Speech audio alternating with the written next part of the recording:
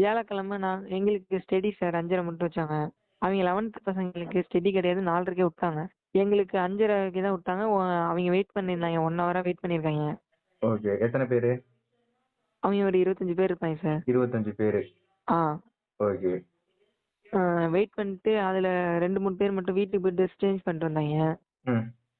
நாங்க ஒரு 6, 7 பேர் தான் இருக்கோம். ஆ.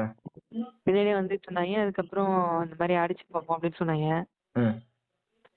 இவன் இந்த கவி இருக்கான்ல, அவன் வந்து அடிச்சிருவான்னு கேட்டுட்டு இருந்தான். ஆ. இல்லடா சாப்பிட்டு சொல்லுண்டா, ஏற்கனவே பிரச்சனையா இருக்கு சொல்லுண்டான்னு சொல்லிட்டு இருக்கக்குள்ள அவங்க வந்து அடிச்சாங்க. ஆ. அப்புறமேல் தடுத்தோம். ஆ. அவங்க ஒரு 20 பேர் இருந்ததால அவனை மட்டும் அப்படி தனியா அழைச்சிட்டு போயிட்டாங்க. மத்தவங்க எல்லாம் தடுத்துட்டு இருக்கப்ப அவனை பார்க்கவே இல்லை. ஏதாவது ஆயுதங்கள் ஏதாவது கையில வச்சிருந்தாங்களா? ரீப்பர் கட்டை வச்சிருந்தாங்க சார். அங்க ஓட்டு வீடு இருந்துச்சு, அந்த ஓட்டு வீடு பிரிச்சு கீழே போட்டிருந்தாங்க இந்த கட்டையெல்லாம். அதை 2, 3 பேர் எடுத்து அடிச்சுட்டாங்க சார். விக்ஸ் வந்து அப்படியே விழுந்துட்டாங்க கீழே. அதுக்கப்புறம் அங்க கவர்மெண்ட் ஹாஸ்பிட்டல் வச்சு பட்டிபுரத்துல அங்க அழைச்சிட்டு போனோம். ஃபர்ஸ்ட் எய்ட் பண்ணாங்க. ஃபர்ஸ்ட் எய்ட் பண்ணிட்டு அப்புறம் வீட்டுல இருந்து ஆள் வர சொல்லிட்டு அதுக்கப்புறம் தான் கும்பகோணம் ஜிஹெச்சுக்கு அழைச்சிட்டு போனாங்க. அப்புறம் அங்க ட்ரீட்மெண்ட் பார்த்ததுக்கு அப்புறம் அன்புக்கு கொண்டு வந்தாங்க.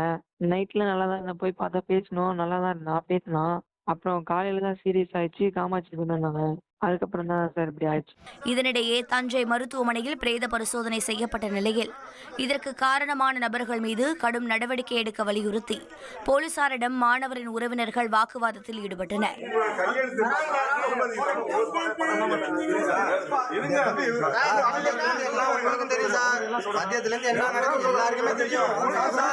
முன்னதாக சம்பவத்தின் போது ஏறத்தாழ 40 மாணவர்கள் சூழ்ந்து கொண்டு 12ஆம் வகுப்பு மாணவரை தாக்கியதாக நேரில் பார்த்த பெண்கள் தெரிவித்துள்ளனர்.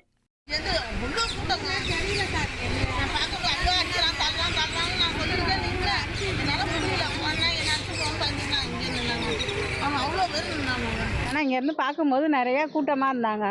இந்த அக்கா சொன்னாங்க அங்கே ஒரு பையனை போட்டு அடிச்சிட்டு இருக்காங்கன்னா அந்த அளவு எனக்கு தெரியல. கூட்டம் அவ்வளோ கூட்டம் நிறைய நின்று.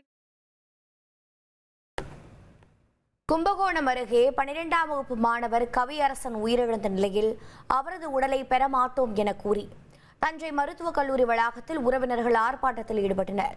இதற்கு காரணமான அனைத்து மாணவர்கள் மீதும் தக்க நடவடிக்கை எடுக்க வேண்டும் என அவர்கள் வலியுறுத்தியுள்ளனர்.